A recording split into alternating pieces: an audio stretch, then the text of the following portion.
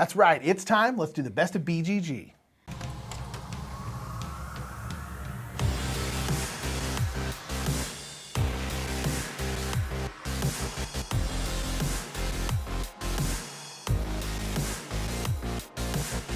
What's up, everybody? I'm Mike. I'm Nick. We're the brothers Murph, and yes, it's time for the best of Board Game Geek. So we're going to talk about the hottest games that are going on. There's some new old games and things. Old games coming back. That's right. Stuff like that. We have some Board Game Geek news, a couple things that we've enjoyed on the site recently. Let's go ahead and hop right in.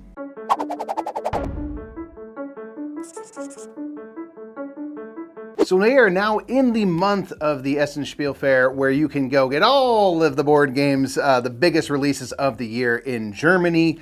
This convention takes place. And so one thing that's really, really cool on Board Game Geek, for all of the major conventions, really, they put together these preview lists that publishers will help populate along with the BGG team.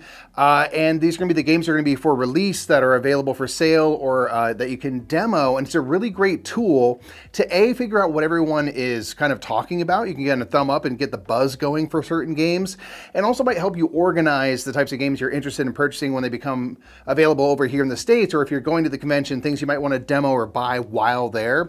I really, really do believe in the various convention previews, and Essen is a lot of the biggest, kind of most prestigious Euro games of the year are going to be on that list, so definitely go check it out.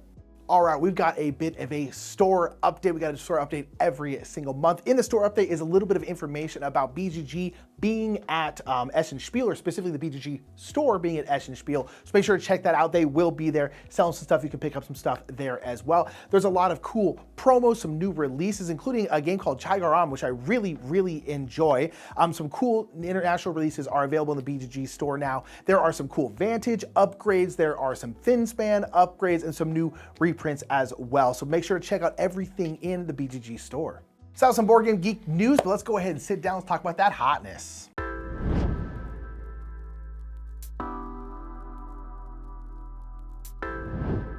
Alrighty, we're here. We're in the hottest seats. We're in the hottest seats in town. Let's talk about the hottest games. Number 10 is going to be Kalypso. Yeah, by Inside Up Games. I'm always interested in whatever Inside Up Games is doing. They've been doing really cool stuff lately, yeah. So this one is a tile laying game, ultimately, where basically the waters have rose.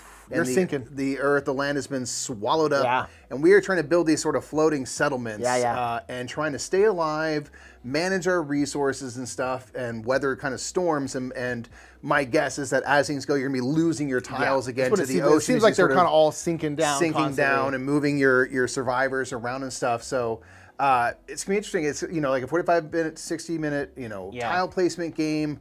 So that's kind of something that I usually like. It's interesting. You can play it solo, cooperatively, or competitively. Yeah, which is interesting. There's modular objectives and things. So it seems like a game where it's like, which we've seen more of recently, where it's like you can play this all sorts of ways. Totally. So I'm really curious about it. And based on Inside Up, their reputation lately, and with the cool looking art, I'm intrigued. Yeah, it looks really nice. Yeah.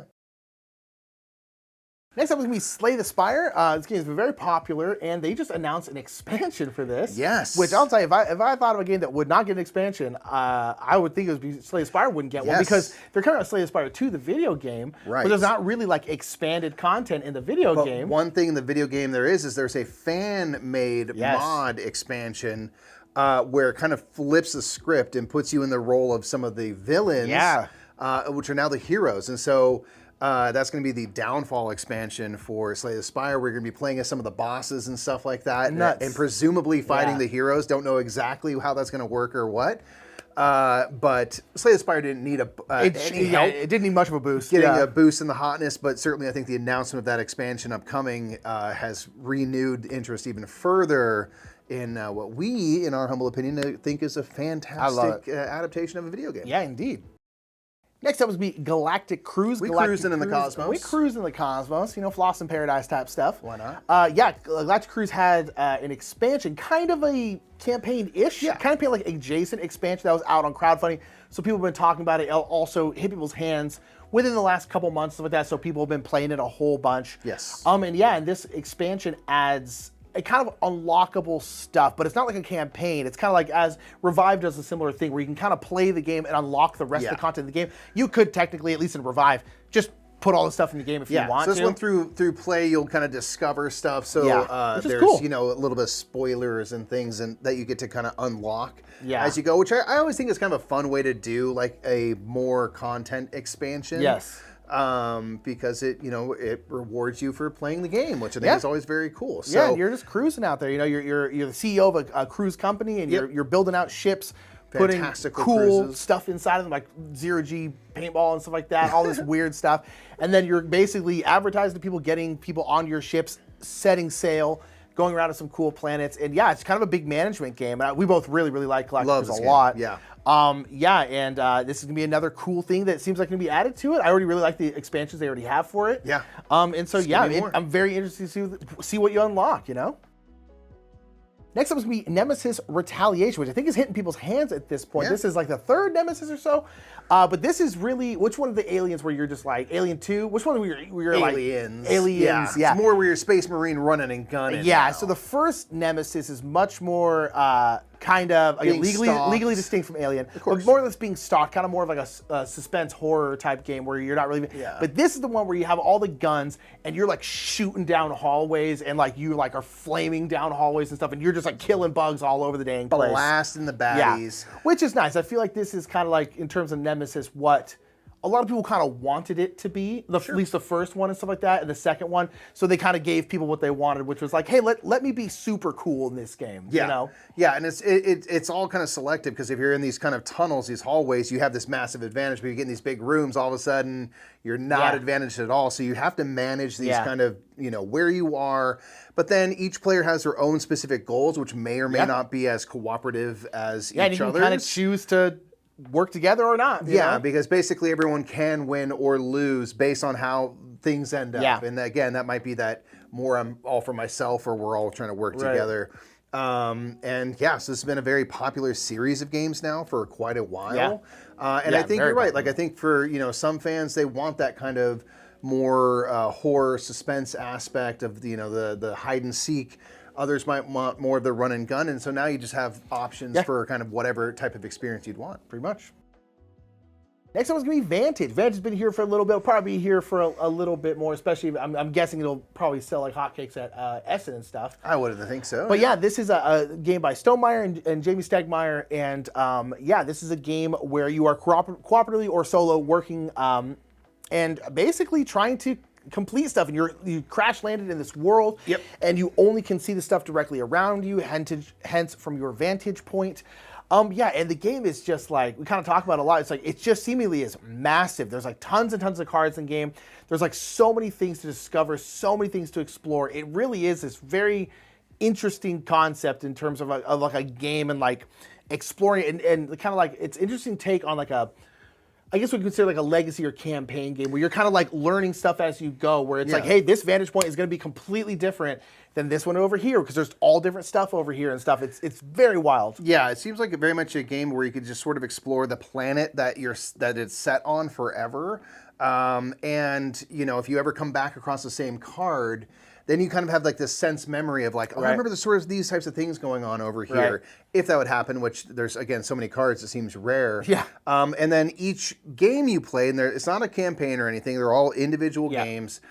You'll have as a group kind of a collective goal. Yeah. So like, I was soloing this a while back, and I wanted to have a ton of money. So as I'm going through the world, I'm trying my best, to intuit like, oh, maybe I can do this and I can do a job for someone and get some money for that and stuff. And then in the future, you might have a whole different goal, which might make the types of things you interact with on a card change, or what directions you go and stuff like that. So that seems like the conceit for this game is just like a big open world exploration game in analog form.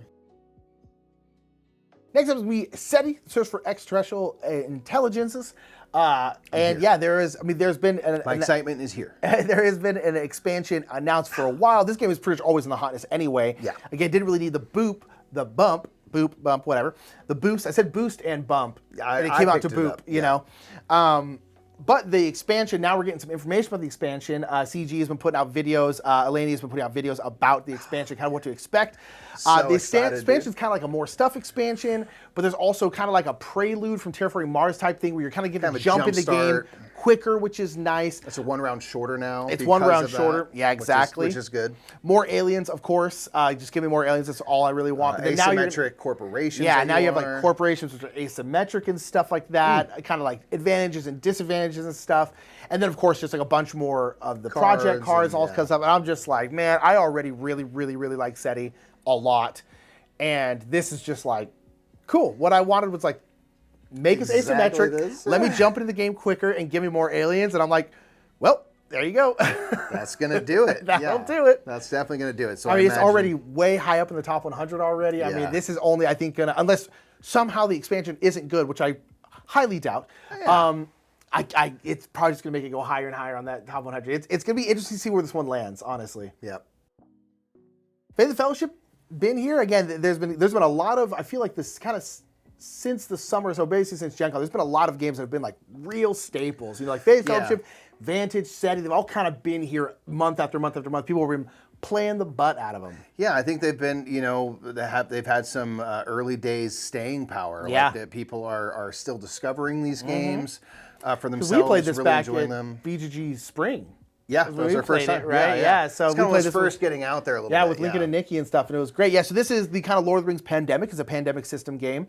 And you have 4 objectives you have to do, one of which is, of course, destroy the ring, and then all other ones that are from the story. So you might have to, like, you know, go to the Stone of Eric with, like, Aragorn and stuff like that. You might have to go fight the Balrog. You might have to do stuff with, like, Saruman, all different kind of stuff that are all just true to, like, the books and all stuff sorts like that. of things. And, of course, you can play as many different characters from Lord of the Rings. One thing that's a little bit different from a different pandemic-type game is you're actually going to play as 2 characters. Yeah. And you'll use both of them on each turn, and they each have their own abilities, upsides, special actions, and things like that. And I really love that ability to play as different characters on one turn to the next. Which character am I going to do my main actions with? Because the other character you'll get one action with.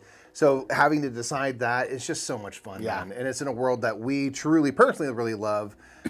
So it's just like, if I'm doing a pandemic-type game, might as well do it in Middle-earth. Why not?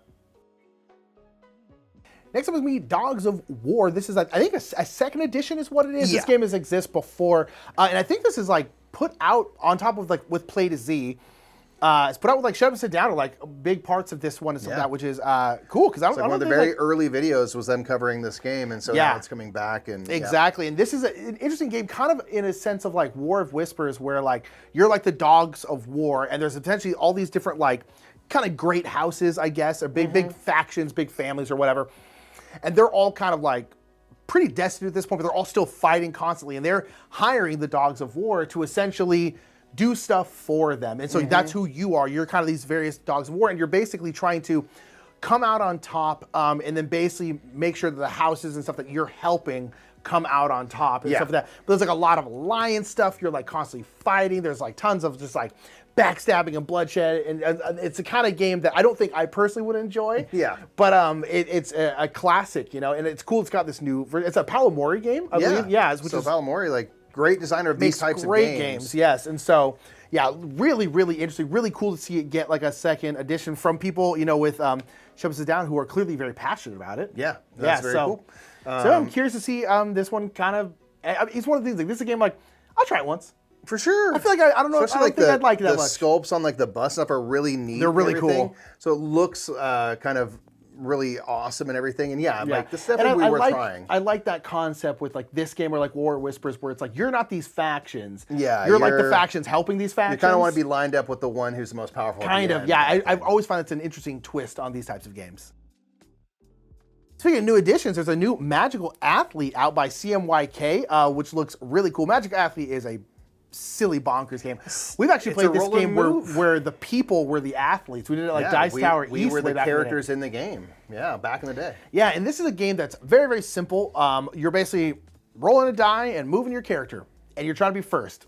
That's the whole game. There's 4 races, but every single turn, everyone's playing as a different athlete, and the athletes just completely break the rules. Yeah.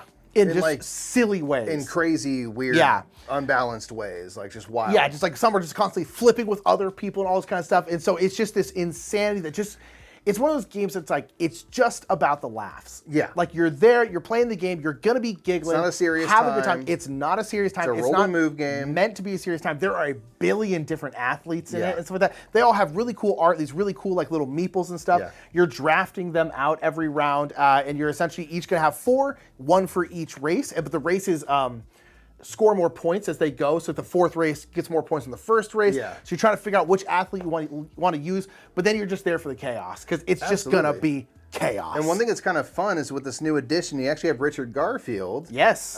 Creator of, King of Tokyo, Mindbug, Magic. Yeah.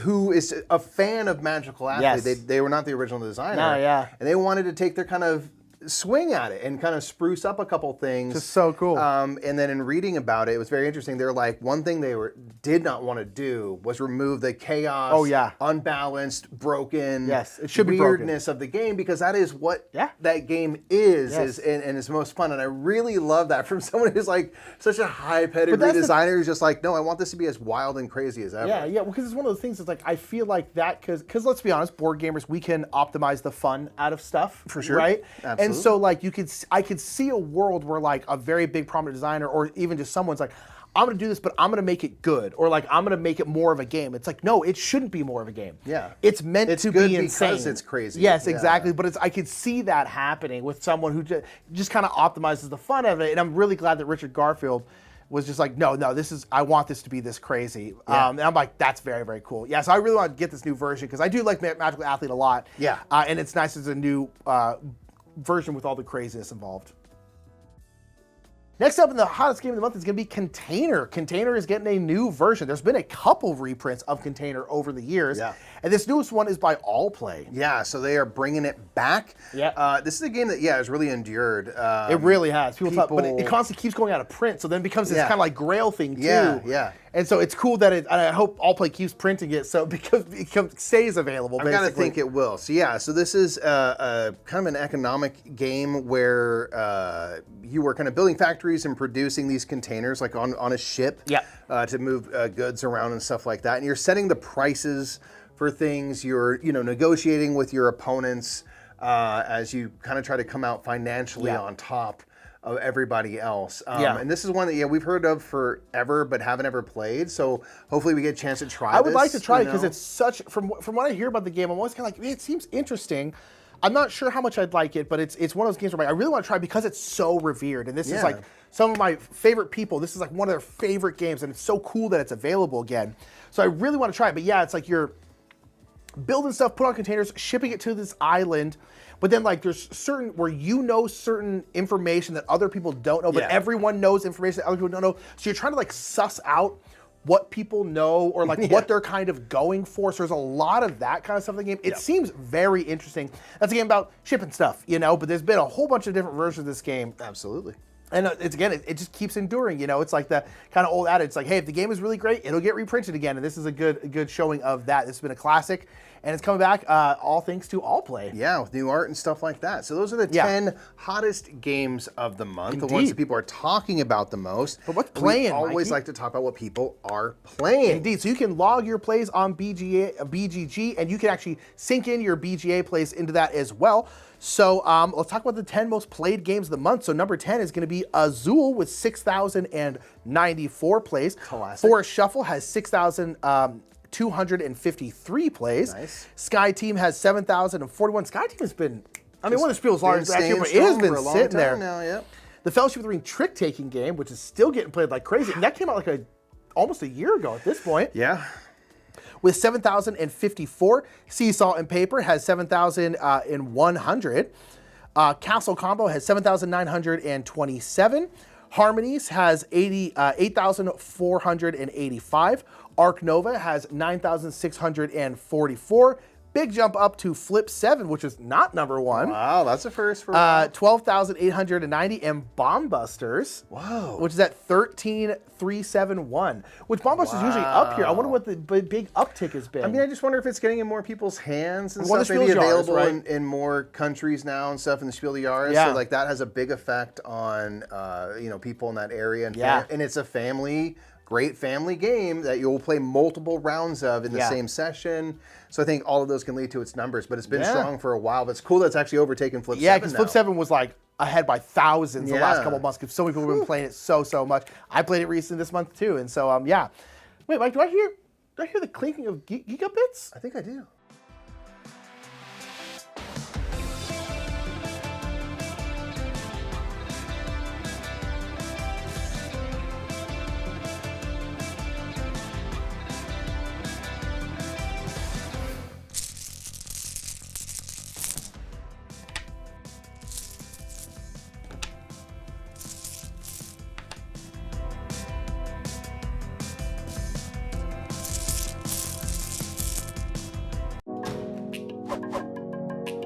My Murph Picks is going to be the 2025 Roll and Write Design Contest that's hosted by a trio of judges, and they do it every year. It's something where people are encouraged to come up with their own design for a roll and write game, which, you know, of course, there are many out there. They're fairly simple to design because a lot of times they just require a couple of dice and a sheet of paper, and it's really about that kind of building up camaraderie, talking to fellow designers, talking through ideas and stuff. And that's something that I really enjoy, someone who's dabbling in design a little bit myself.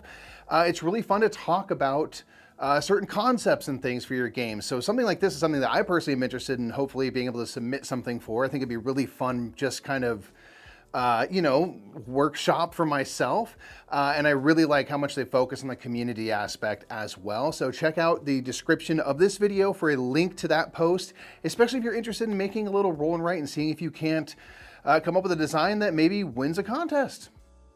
My Murph pick is going to be from Thomas Wimmer, who made these really cool meeples for Lord of the Rings: The Fate of the Fellowship, which is kind of like the Lord of the Rings Pandemic. In this game, you are completing these different objectives, and sometimes these objectives are doing with things like the Balrog or like Denethor, and they actually made these little meeples so that you can essentially have them as like objective markers, because there's meeples in the games for like the main characters, but that's kind of it. And so they wanted some more stuff in there for kind of like the big moments, Shelob's Lair, things like that. So they 3D printed these little meeples, and then they printed out and then stuck on essentially stickers for those different things. You can do that with like things like Mod Podge and stuff like that, which I think is really, really cool, because one, it's a great reminder of like, oh, here's one of our objectives. Our objectives is in the Balrog in Moria, so put the Balrog in Moria, and now you can kind of visually see that. And it's just really, really cool, because all these stories have these really big moments in them, and the objectives tend to be around these big moments. And so I thought it was so cool that someone made kind of their own custom meeples to show that and to represent that in the game. I think it's really, really cool.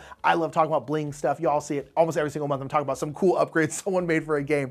I think they're incredible. I'm probably going to do this one because I really, again, really like the fact that having objective markers, it makes sense in terms of gameplay, and it's just really, really cool. All right, so those are some Murph picks. So at the end of the video, we always talk about our personal favorite game or gaming experience of the month. Why don't you start us off, Mikey? So I got a chance to play through the 20 Strong Tanglewoods games, which is a series of 3 sets now. 20 Strong is from Chip Theory Games, and it's a collection of dice. You can have different decks and play through different games. And they have worked with Manny Tremblay to make these Tanglewood sets, which are based on famous fairy tales. Then I got to play with the Baba Yaga kind of campaign expansion, which links the 3 games. So you're kind of playing through Goldilocks, 3 Bears, Snow White, and then Little Red Riding Hood, and you are kind of carrying over your progress from game to game, and it was just a really fun kind of epic experience. I really liked it. I made it close to the very end and lost right at the end. But it was a really fun journey along the way. Yeah, it seems cool. I've played the red deck, the Little Red Riding Hood, which is cool. I really like 20 Strong. I think it's cool. My best week is actually Green Team Wins, but I have to play with our mom. Our mom does not like games. Not a board gamer. Although that might be changing. Yeah, she is. We're the board gamers. She actively dislikes board games. But we kind of swindled her through some other things to play Green Team Wins a couple times. And now she actively kind of wants to play. We're on a little bit of a vacation, me and her and a couple other people. And she's like, hey, make sure to bring Green Team Wins. And I was just like, oh, okay. And so we played it. We played with our mom and a couple of our mom's friends, stuff like that. It was really fun. And it was just really cool to play a game with our mom, which is, I literally thought would never, it's never really happened outside of our childhood, where she kind of just like Did family ground her night. teeth and did it because she didn't like it and stuff like that. So it's been really cool. But Green Team Wins is a great party game. It's one of those games that you can kind of play with everyone, which is this is a good point Proof of that. right there. Yeah, it's a good kind of comparison game where you're just trying to be in the majority. So it's not like a trivia game where you need to know the most or anything like that. Everyone can play it. It's really, really, really fun. One of my favorite kind of party games. And our mom likes it and is actively requesting it, which is insane. That's amazing. So yeah, that's wild. And so Green Team Wins is my favorite because we got to play with our mom, which is really weird. So let us know what your favorite gaming or gaming experience of the month is down in the comments below. And I think that's it, eh? That's gonna be it, everyone. We will see you next month. Bye, everybody.